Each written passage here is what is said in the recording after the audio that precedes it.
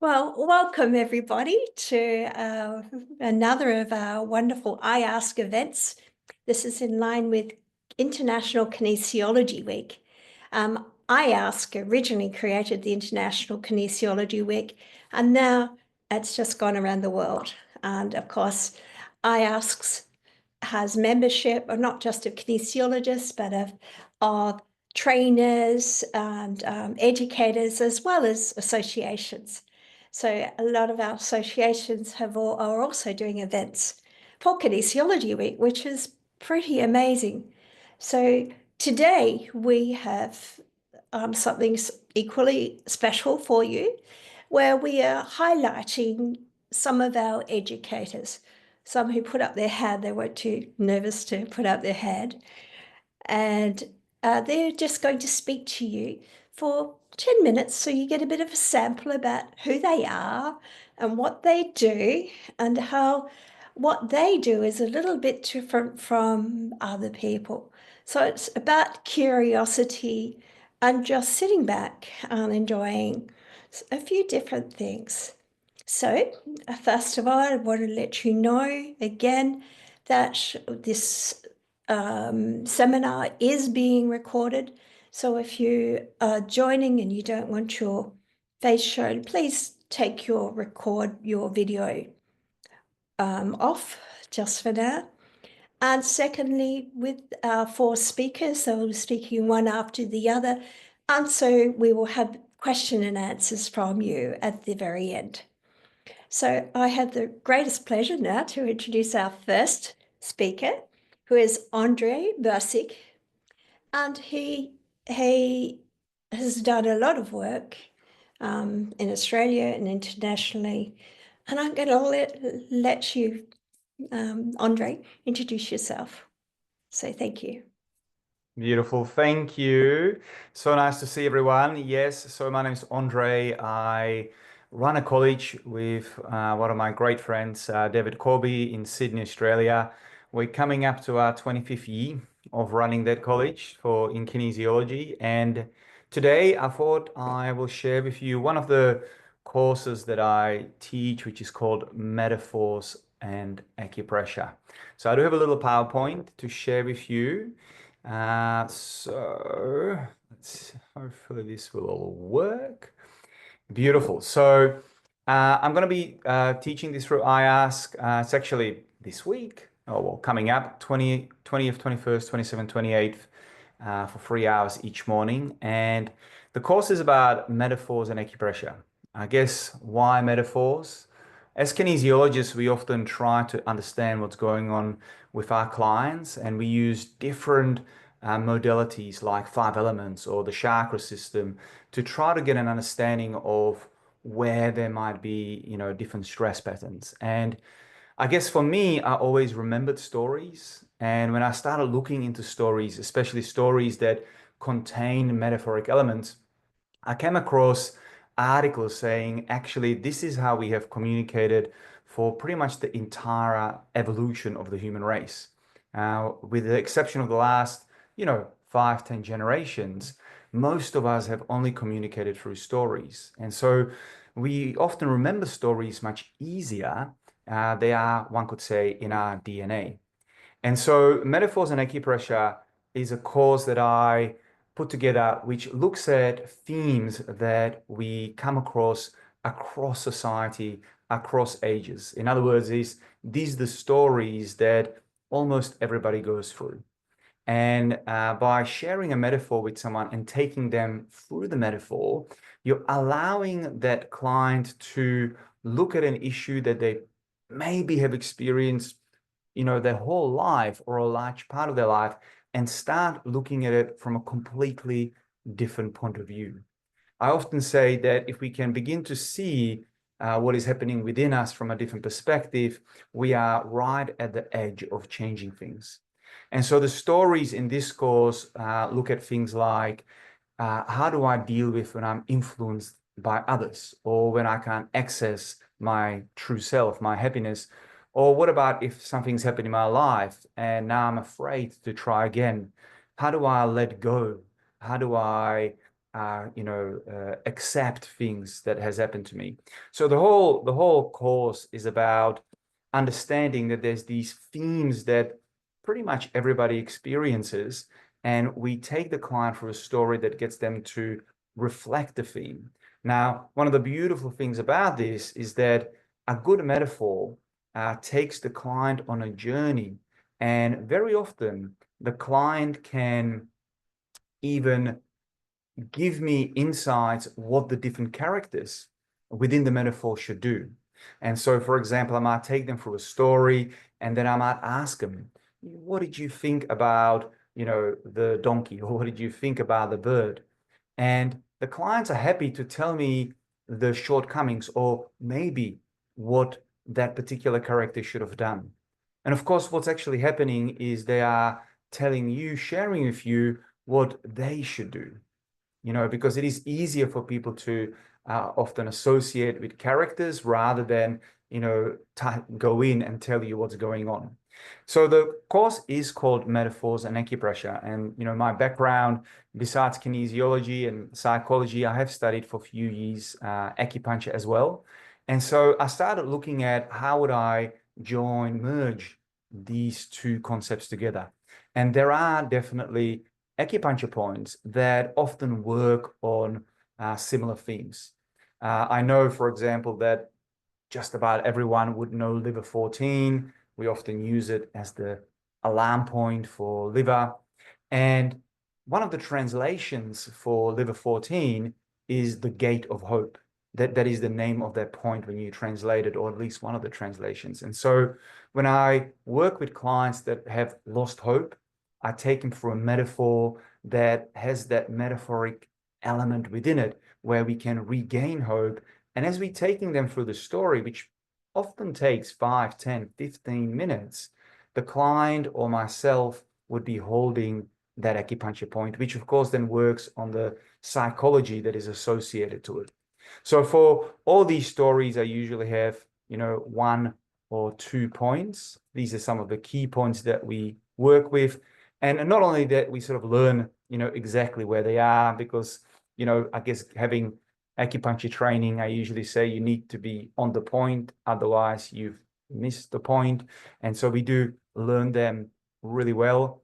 And we also have a look at, why are we choosing this point? What is the function of this point? What is the psychology that we're trying to work with? So we also work with the sinews, I guess. So every time when I tell a story or choose a story for someone, we might be holding the acupuncture point, but we might activate, related muscles, kinesiology, and work with the sinews of that channel where that point sits on. So I guess because it's only 10 minutes, I was going to take you through, one of the stories that is in the course, but they all take about 10 minutes. So that would be harsh. So I'm going to just share with you this little story, which only goes for about 3 minutes. Some of you would have heard this story before. It's a story of a group of young mice. They are called mouselets. They come from the same litter. They are playing in the kitchen. They're having a great time. The sun is shining on them. But as they're playing, suddenly this shadow casts over them. Being mice, they freeze. They look behind them, and there is the biggest tomcat that you've ever seen. The cat is already crouched. It's ready to pounce.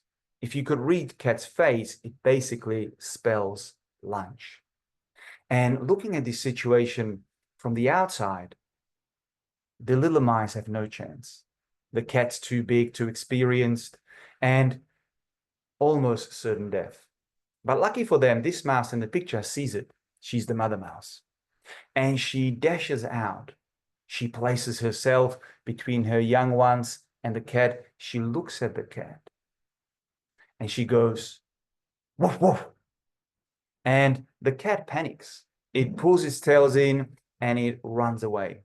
Anyway, the mother mouse turns to her young ones. She brushes her shoulder with her whiskers and she says, "This is your first lesson in life. Never underestimate the benefits of learning a second language. And I love that story because quite often when we are introduced to new techniques, when we are introduced to new ways of thinking, it's like learning a second language. At least for this mouse, that was very beneficial. So my aim with, metaphors and acupressure is to help practitioners to learn how to share stories that for some of these stories are 1,000 years old, to share stories that allow the client to look at the issue that they have been struggling with from different point of view. I often say from many different sets of eyes, and then engage them in a way where we can begin to really start dissolving the main theme, like ability to let go. The themes like, I failed, I will never try again. Anyway, this is what I wanted to share with you today. I'm looking at my clock. I am perfect at 9:35. So thank you very much. Thank you to IASK for sharing what I am passionate about. And as it was said, I think at the beginning, questions are right at the end. So I'm going to leave it right there. Thank you. Thank you, Ondrej. That was wonderful. We love the little story of the mouse, and I saw everybody's face going, yeah, metaphors are really important. Okay, so I get the pleasure of introducing our next speaker, which is Claire Hocking, who is also Australian. So welcome, Claire. We're excited to hear about what you're going to talk about. Thank you. Thank you. Let me have a go at sharing my screen.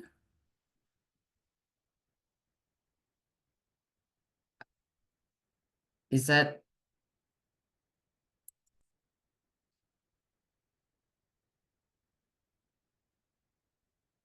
Can you hear me?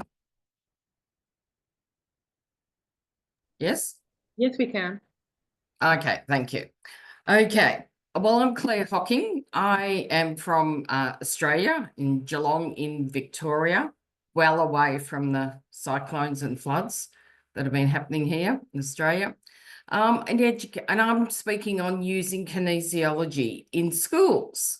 I have been an educational kinesiologist, brain gym instructor now for well over 30 years, and also trained in many other kinesiologies. I teach a lot of the certified brain gym educational kinesiology courses, Brain Gym 104, which is a new course to learn the brain gym movements in depth, Brain Gym 101, which teaches how to balance individuals and groups without muscle testing, which is invaluable when you need to use kinesiology in schools. But because of the no-touch rule we have here in Victoria, so you can't muscle test in some circumstances, we are still able to teach you how to balance. I also teach the sensory integration course using Brain Gym, optimal brain organisation. It's all about your dominant brain, ear, hands and foot. Vision circles, which include another set of movements called Vision Gym, which I also use in schools. I specialise in retained primitive reflexes and their effect on learning behaviour and wellbeing, and numerous other one-day courses. Okay, so the brain gym movements, which is the part of kinesiology I use the most in schools. Brain gym are these 26 movements. They're the sensory motor program of educational kinesiology. Many people don't realise when you're using brain gym that you're also doing kinesiology corrections. So they switch on your brain and body for improved learning, performance and daily functioning, and effectively reduce stress, anxiety and trauma for a more calm and relaxed state. So brain gym improves a lot of areas: learning, reading, writing, spelling, focus, comprehension, memory, vision, hearing, mental, emotional concerns, overall well-being. So there's a lot of areas we can work on in schools. Brain gym's excellent for students that are learning or behaviourally challenged, and we seem to have an epidemic of them in schools at the moment. Brain gym is very effective for special needs, including cerebral palsy, Down syndrome, any sort of neurodiverse conditions, including autism, ADHD, dyslexia, oppositional defiance disorders, pathological demand avoidance. Any students at risk for any reason. It certainly settles and resolves emotional issues, whether this is very emotional student, angry, anxious, depressed, certainly traumatized. If you know, Melbourne had the longest lockdown with COVID. And 4 years later, I am still dealing the majority of the time with these students who are still traumatized from that event. Brain gym will also work with developmental delay and any sensory dysfunctions, but also for everyday students and teachers who want to feel good and function and learn at their best ability. I just thought I'd show you this example. This is before brain gym. This was an ADHD student, a 12-year-old boy. I gave him 4 brain gym to do: water, brain buttons, cross crawl and hookups. He did them once in the morning before he went to school, and this is how he started writing 10 days later, and his behaviour also dramatically improved. So this is his true potential. This was one of the before brain gym was his switched off state. So these are really common written examples I get using the balancing. So I began as a primary school teacher. I came across brain gym when I was teaching. I had a cerebral palsy boy in my room. This was the first time I had a special needs student. And I heard about these brain gym, learned a few of them, started using it with him, didn't know if I could. We were moving his opposite arms and legs, and he started to learn. For the first time, he started to develop a memory. He started to put hands up to answer questions. He'd never listened before. And he was never expected to get out of his wheelchair. By the end of the school year, he could get around the classroom holding on to furniture. So at that point, I didn't even know brain gym worked with coordination. I started using it with 3 very boys who had a lot of behaviour challenges. And 10 days later, after starting brain gym, one of them came up and said, "I can think now." I'd certainly never been told that during my normal teaching career. I started using brain gym when I was teaching music the following year, noticed him improve infant teachers, had a lot of ADHD children, so I started using brain gym with the infant classes in my music lessons. And the teachers wanted to know after a few months why the ADHD students are so focused and switched on and behaving beautifully when they came back from my music sessions. In fact, the whole class was.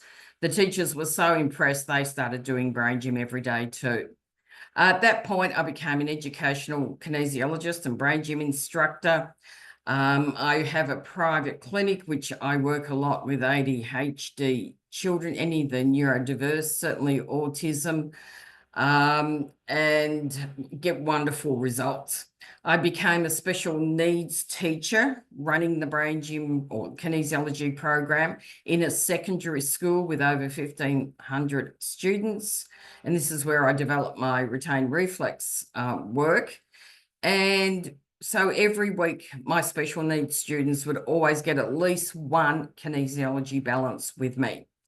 I remember the principal coming up saying to me that these integration students are absolutely no issue in our school. He said, "Claire, if there's a concern, you just balance for it, then everything just goes back to normal." When I first started, we had about 25 special needs students.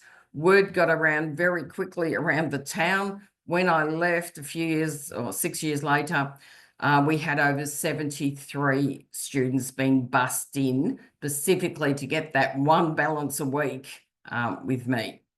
I've worked with autistic students at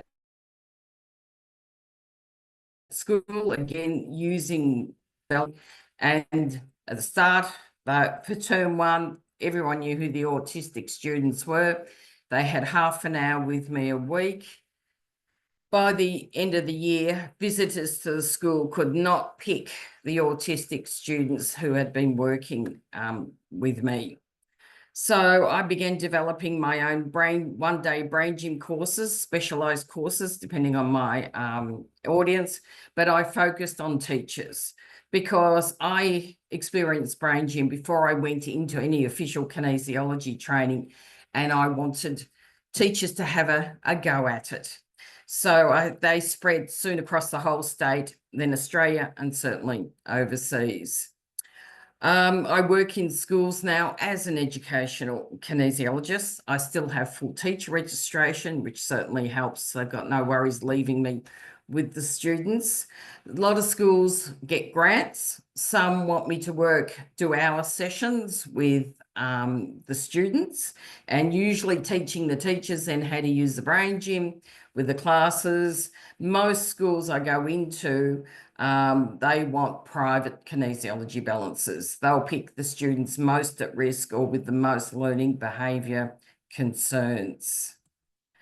So how do you get teachers, how do the teachers become interested in kinesiology?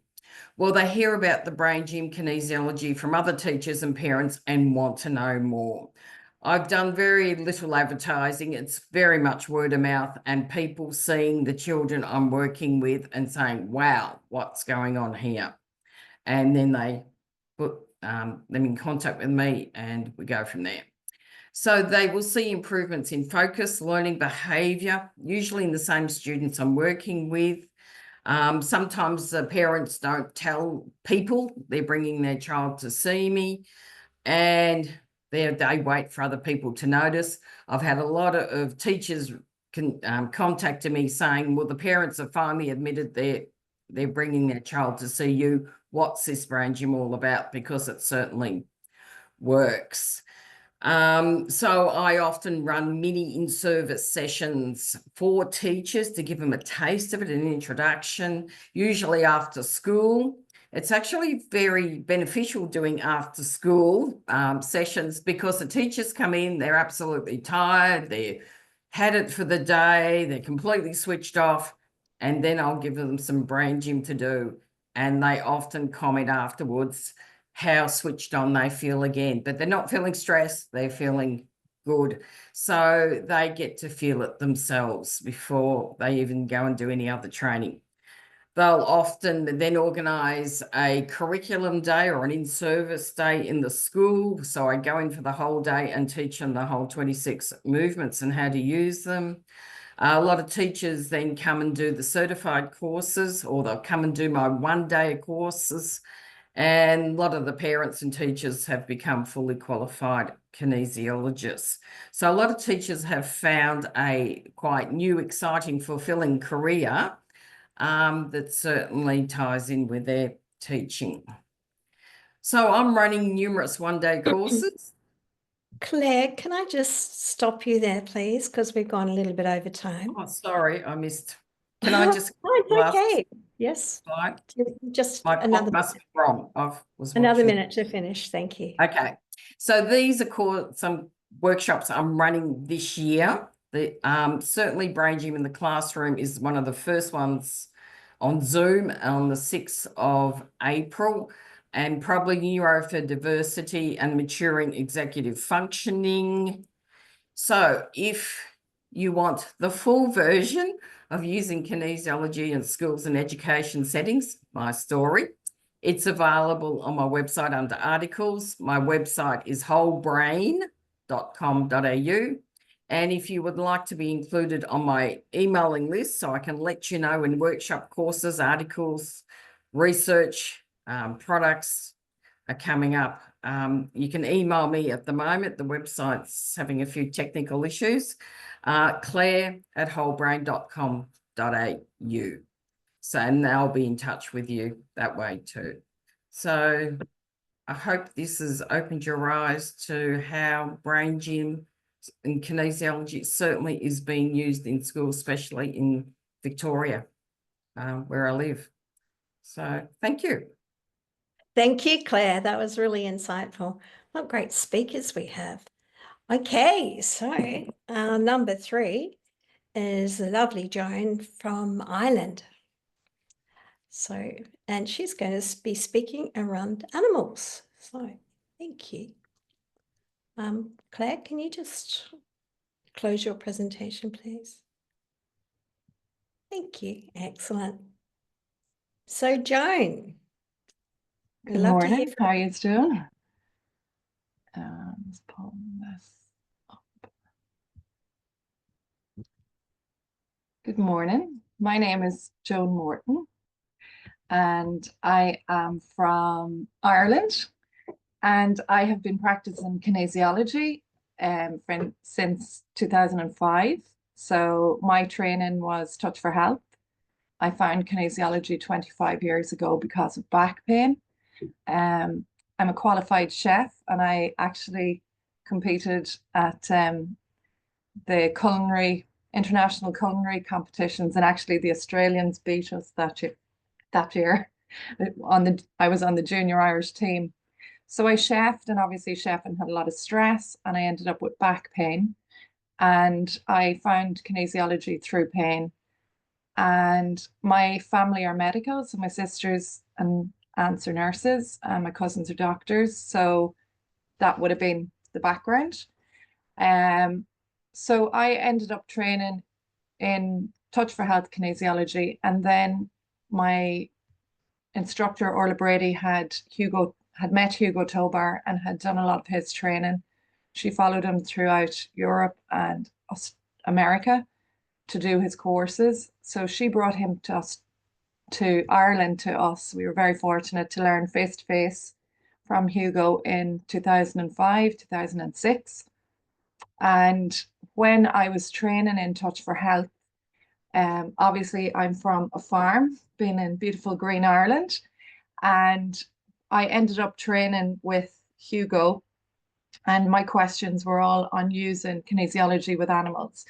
So when I was doing the Touch for Health, I ended up working with horses a lot, particularly race horses who were in a lot of trouble. And local people then started asking me to help out on farms with cattle who maybe had sore legs or calving or fertility issues. And then also dogs and cats, then all animals kind of trickled into my service. So I had no intention really when I started learning kinesiology. I didn't really know where I was going with it. I just knew the benefits it had on my own body. And I was applying these techniques to horses. Obviously, 25 years ago, there was nobody using it on animals in Ireland or even throughout Europe. It was very hard to find someone to do training. So I put together my own books and manuals to use. I was working with top Irish horses who were worth a lot of money, and I was looking at often that they'd been through a lot of procedures before I would get them, and then they were seeing profound results with this gentle testing and then holding points, so it's a lot different to physio or chiropractic or anything. And it was a big step 20 years ago to take with animals. So on my training initially, I was a Reiki master, and I studied then and did my Touch for Health instructor in 2009. I had completed my NK Diploma and had left my chef job and went full-time as a kinesiologist. So I traveled Ireland working with all types of horses, from family pets to race horses, show jumpers, and absolutely loved the experience that I gained while traveling. I studied equine anatomy and physiology and equine nutrition because I was meeting a lot of vets and having to work within a team. And I also then studied canine and equine massage in 2011. And I went to see Dr. Kerry Ridgway in 2013 to see, like, I was looking at in Ireland, a lot of people were using a lot of manual, physio and stretching, and I wanted to see what other people were doing, and particularly what this elderly vet had done. And when I was there, like, it was really, they were using a lot of kinesiology techniques, but nobody was talking about it. So it was really interesting to see this. So I then, since in lockdown came, and I went on to teach people how to use kinesiology with their own animals. So I have done online workshops with people where you can learn the basic foundation, and I have developed charts, and I have different charts with all the points and everything laid out for people. I have done online training where we have done like a 6-week program where you do one session a week for 2 hours, where obviously my kinesiology training was neuroenergetic. So the other thing is about asking, the energy of us is really important for each practitioner, that we're in the right place before we approach that body. And also the fact that you're going to an animal that can't speak. So it's not that we need permission to work from that animal. And then we look at assessment or movement of the animal, hear feedback from the person as to what's happening. So this would be like a layout of the introductory modules. So this first intro module of my course is, we would look at energy and grounding in the first week, and then particularly if you're a kinesiologist, it's a little bit easier. They pick it up, but I have done this with people who are lay people who are working just with their own family pets. So we do energy, grounding, and clearing. On week 2, we look at self-testing and surrogate testing. Week 3, we look at elements, the law of 5 elements, and the alarm points. And what's really been really, really interesting is the things that have come up with the animals as we're working with each group. As I've worked with each group, various things have happened where animals have become unwell, and we've been able to use the kinesiology techniques to de-stress. So I've had really great success with colic, where I have where they've been able to hold points and the horses have got better from colic while they've been under veterinary care in various veterinary clinics. Also with MRSA, I've attended a horse in the last couple of months who had MRSA, and they couldn't do anything more with it. It was sent home, and we were able to use the kinesiology to help the body to heal. I also teach the foundation in meridians. So this is just meridian pathways, where they are in the body, just an introductory, the same as Touch for Health. In Hugo's work, in NK, we would always look at chakras. So I teach them where the chakras are. And then in week 6, we do a protocol. So this is just an intro. These 3 modules here are the foundation module, and they're the introductory to kinesiology. On the second intro, I have muscles, neurovasculars, neurolymphatics, neuroemotional points, and healing points that I use or found very effective for horses, cats, dogs, and cattle. And then in week 3, we would look at a deeper, or the third module, which again would be per week. We would look at the meridian master points, divergent channels, connecting channels, and deep connecting channels. The intro course I have recorded, and it will be available on my website in the next week or 2. I had hoped to have it up today, but it'll not be ready till now during the week, Wednesday or Thursday in the week. And so that can go at your own pace. However, I do go to different regions to teach. So if anyone wanted, we could teach these in 3, you can teach them in 3 separate workshops, or we can teach it all together. Obviously, if you're a kinesiologist, you have you have a lot of background knowledge in perhaps your own modality of kinesiology, and we're able to incorporate everything for each person. So these are just the foundation. I also then have brain formatting for horses, organ balancing specific for horses, structural, and more in-depth chakra work, where we would look at all the metaphors, the endocrine system. So each chakra course, we can go a little deeper. But for now, at the moment, I'm focusing on the intro courses. So if anybody was interested in their students learning this, I'm happy to travel. They're online over the last couple of years. I have taught, so there's about 60 students on this introductory course, and they've been using it really effective. I was a bit apprehensive about teaching online.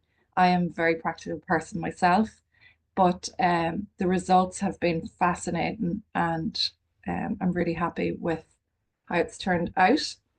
My website is www.joanmorton.com, and my email is info@joanmorton.com.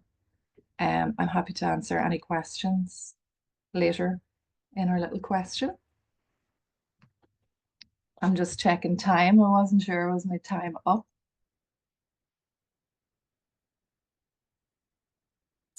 That's great.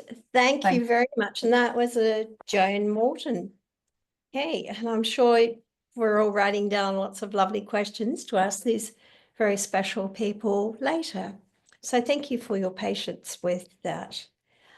Okay, so our last speaker is Sabine Rosén, who is the president of IASK and has been for probably 10, 12 years now, or maybe 8 years president, but a member on the board for a very long time. So very, very important influence over the whole of IASK. Can't be mentioned, it's just too much, it's just fantastic. And Emma Acquarone, who is our vice president. And so ditto, if that makes sense, of how we couldn't be doing this without these two wonderful people. Okay, so it's over to you, Sabine and Emma. Thank you. Thank you, and I will start also sharing screen here. There. And the timer. So, thank you for being here.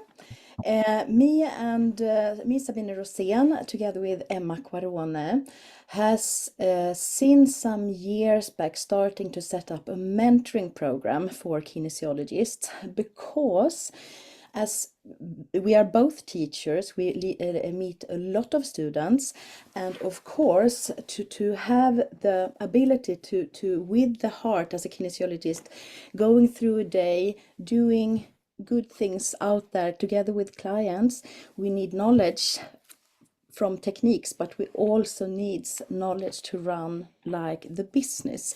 So the better we do that, we can have a lesser stressful everyday life, and we can reach probably more persons. So I will point during these 10 minutes, I will point to one upcoming free lecture that we have, that we are when we are talking more in depth of the mentoring program, but of course also here now just sharing some thoughts. So elevate your kinesiology practice, create impact, and build a thriving business. So before saying anything about the event, shortly, Emma, 1 minute, your background, and I will also share some short background, max 1 minute. So what would you say about your courses, normally your daily life as working with joint anchor and different things, and the aim of kinepreneurs?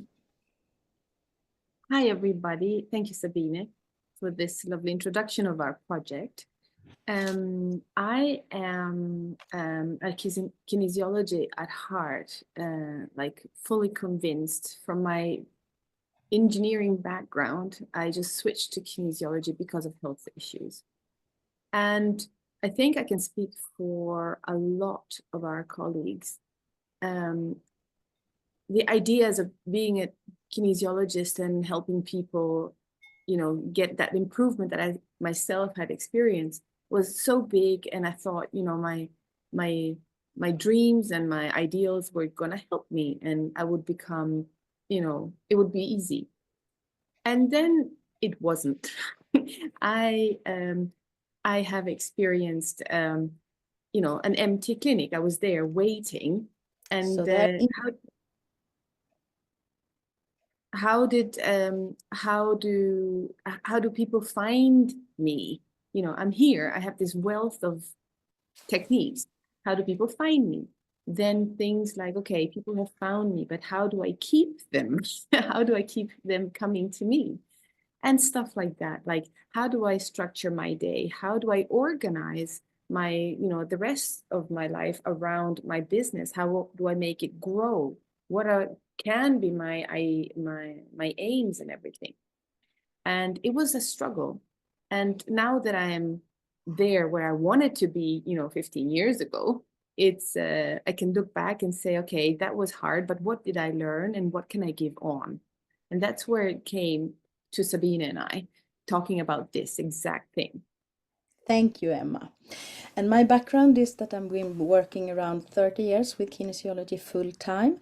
And I have a school in Sweden where I teach the professional training for kinesiologists. But as I said in the beginning, I really see that the kinesiologist needs more than education, the knowledge of how to set up the clinic.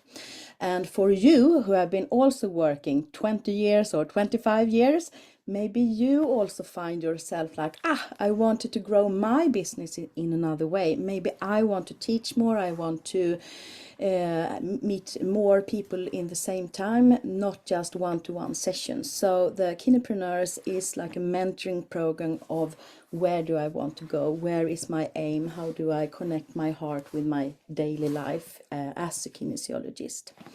So the lecture that we are pointing to, me and Emma, is to be found on IASK event calendar, and it's just to sign up there. We have all the information about the website, how to contact us and everything. So if you go up to the IASK event calendar, you can sign up for this free lecture, the May 8th. And that will be 1.5 hours. And we are thinking that on that day, actually working with our businesses, even if you have been working for 20 years or 1 year, thriving, you want your business to thrive, we are working in depth with some ideas, so you can go from there with a feeling of now I have the idea of how to take the next step in maybe a bit other direction that I'm working currently. We found, me and Emma, that if I have this cup, for example, you will see, okay, everyone will agree that I have a heart here. Everyone here now want to agree that no, it's no heart, it's just a green cup, or it's actually something to hold on, depending on which angle I turn my cup.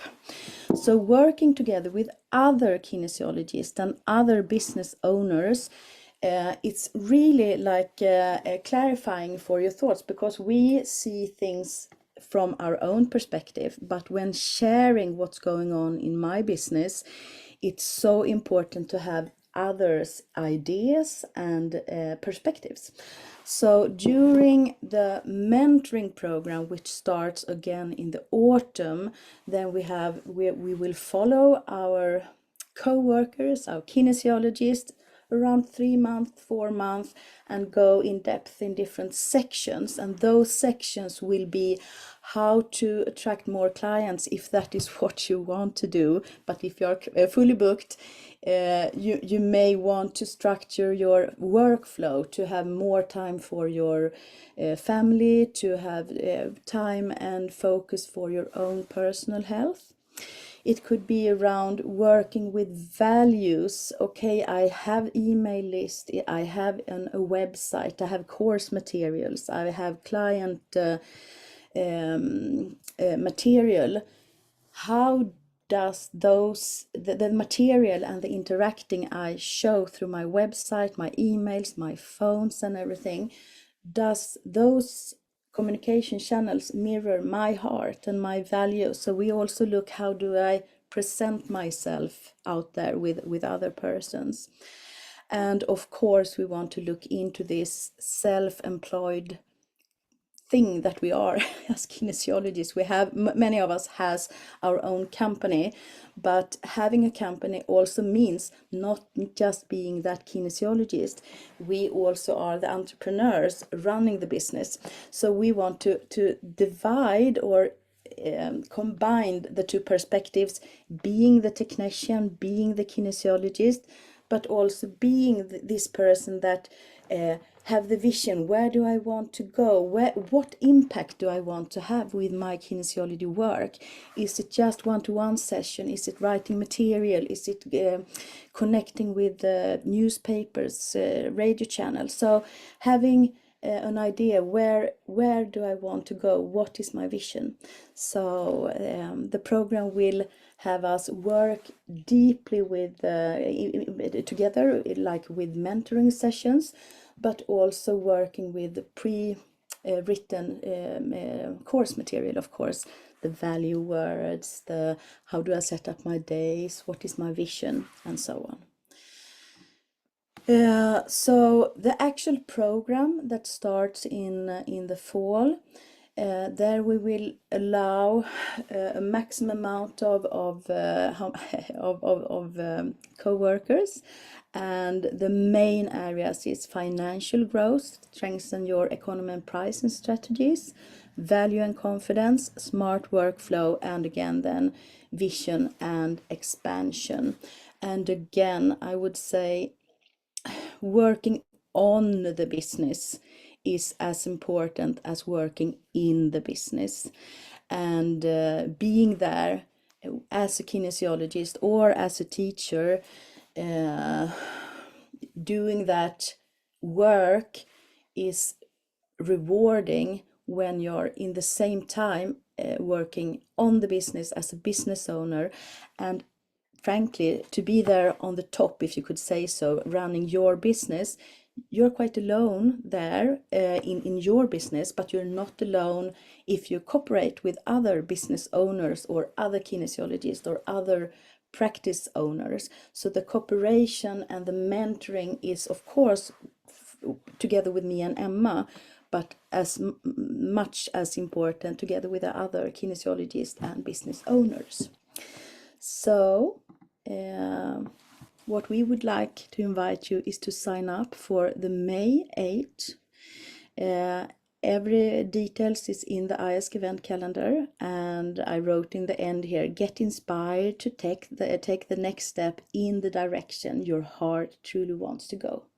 So thank you. Leanne? Thank you, Sabine and Emma. That was awesome.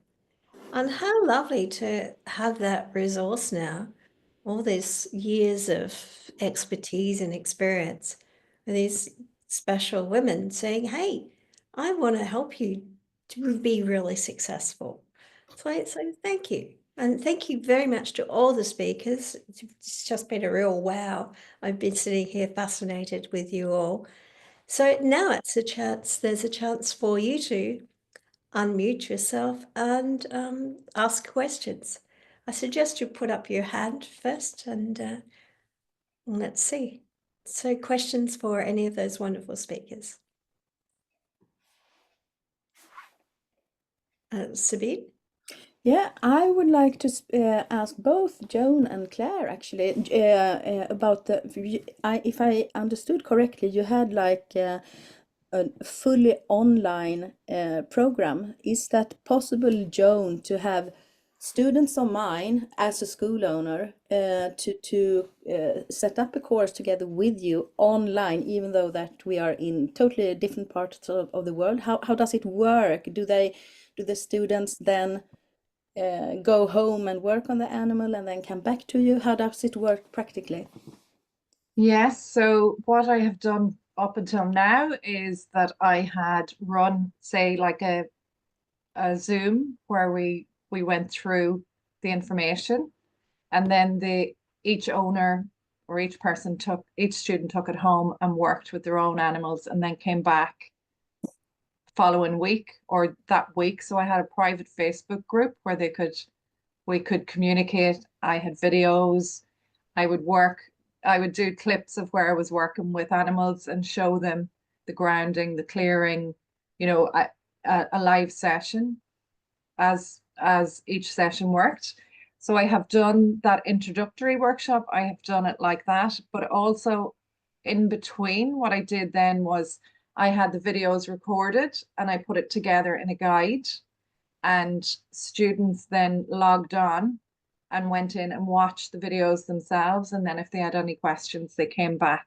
So the option was we can do it as a live class. If someone had a group and you're in Australia, we could do a live, you know, that it's a program we run over a number of weeks. And then I have what I'm setting up at the moment is on my website. I'm doing like where they can log in, where they can pay for a program, log in and go at their own pace. Because obviously people are doing different things. But what I have found is sometimes, I suppose I'm an instructor in NK and Hugo comes here to teach as well. And what I'm aware of is I think sometimes the live sessions, if you have a group together, they learn better together. You know, it enthuses you and you complete it. Whereas I often see that there's a drop off, not from my students, but I know if some people don't like learning online. I like the live interaction like today. You know, I do like the live interaction where, you know, and the questions come up and the students learn better. I really enjoy doing that. Thank you. Yeah, thank you. It looks like you have prepared material, videos, and also it's like a combination of pre-recorded material and also interaction through a Facebook group. Sounds Yeah, because it's nice. It's nice for students to not feel, you know, you're learning and to go away and work in an animal. So as well, if they're not doing it face to face, obviously if they're in Australia, what I'm going to do now is some of the students that are here in Ireland want to come. So I've worked with vets and physios and lots of different modalities, have trained in kinesiology for animals. So also, I suppose, the insurance, to be insured that us as kinesiologists, my main thing is that it's used ethically with the animals, not that we just go in and do it. It's really important on an energetic level that the animal is comfortable with us being there, that you ask permission in the same way that we were working with someone, because I am aware that people are taking hair samples and doing balances. So always to ask permission, so important for the animal, you know, and also, you know, as kinesiologists, that we don't get a bad rap, you know, from veterinary or from any other modality. You know, it's really important that we keep it ethical for our kinesiology. Thank you. And the question for me was actually also to Claire with the practical setup of the 1 day course. Is that you said that it was online, but what is the practical setup? Is that also with the after connections with the students, or how do you work with that 1 day course? Yes, since COVID in Australia, most schools and teachers are wanting Zoom workshops. So yes, I'm not quite as advanced as Joan here. But so the schools come on and we obviously do it all over the computer. So I'm explaining the theory, the movements, and then we're all doing them together. If I'm doing a kinesiology course where we need to teach them to balance, I always suggest they have a friend or someone there that I can actually see them balancing. But I've realised now, given Australia's time in the world, it's often very inconvenient for Europeans, Americans especially, because they're asleep when we're awake, vice versa. They're wanting a lot of recorded workshops these days. So it's my mission this year is to get a lot of those 1 day workshops as a recorded session for them. Yeah, and they'll have to send their questions in later to me. So yes, it's a very different way of working. I prefer hands-on and have people with me, but that's not the state of the world anymore. Thank you. Thank you, Claire. Emma, I think we've got room for one or possibly two questions if they're quick. I have a question for Ondrej, and I love your stories. You know that I am a fan, and I just was wondering whether the story, in your opinion, in your experience, whether the story, the metaphors, whether you use them more towards the beginning, like as an activation of the issue with the client, or whether you find yourself using the stories towards the end of, or your metaphors towards the end, like to wrap it up, and how that differs within a balance. Sure. I would say most of the time I would use the stories as a part of the main correction.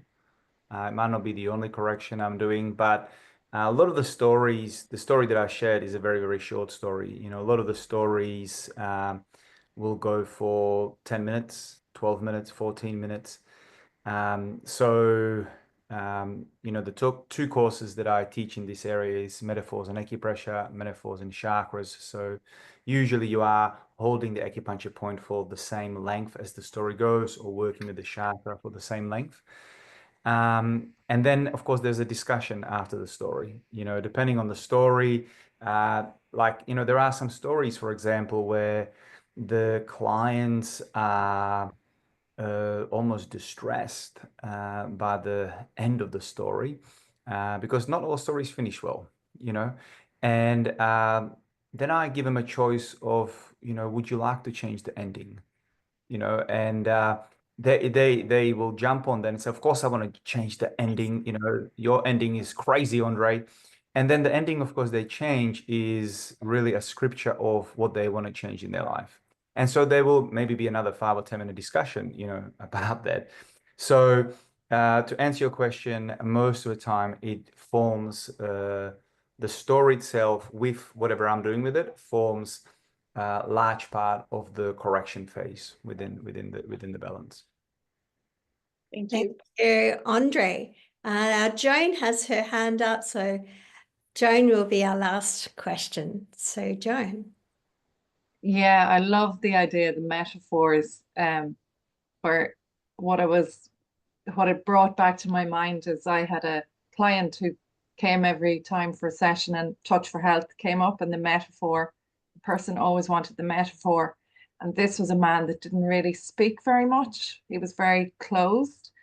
And after maybe the 5th session, over maybe 10 months, the body always looked for the metaphor. And at the end, he just looked at me and he said, every metaphor really related to each, you know, to him in each session. And he was going through a real big change, and how important that metaphor was for him each time. Even though he didn't even converse about it, it was about hearing the words, because it was so nail on the head for him. It was like he only needed to hear a short sentence. And we did a balance, you know, how the points and that. And I suppose as a kinesiologist, I wanted, you know, you want to maybe talk through it and hear back what they have to say. But even just by the story, though, how powerful those words are to that person, you know. So thank you for bringing that to us today. I love the idea of having the points as well to work with. To be interested in doing the course now. Thank you. Well, Thank you. thank you, Joan, and thank you everybody for attending today. I hope you're taking away some wonderful gems from these wonderful presentations, and a very, very special thank you to each of our speakers: Ondrej Bursik, who is our first speaker, Claire Hocking, our second speaker, Joan Morton, our third, and Sabine, Rosén, and Emma Acquarone, our fourth speakers.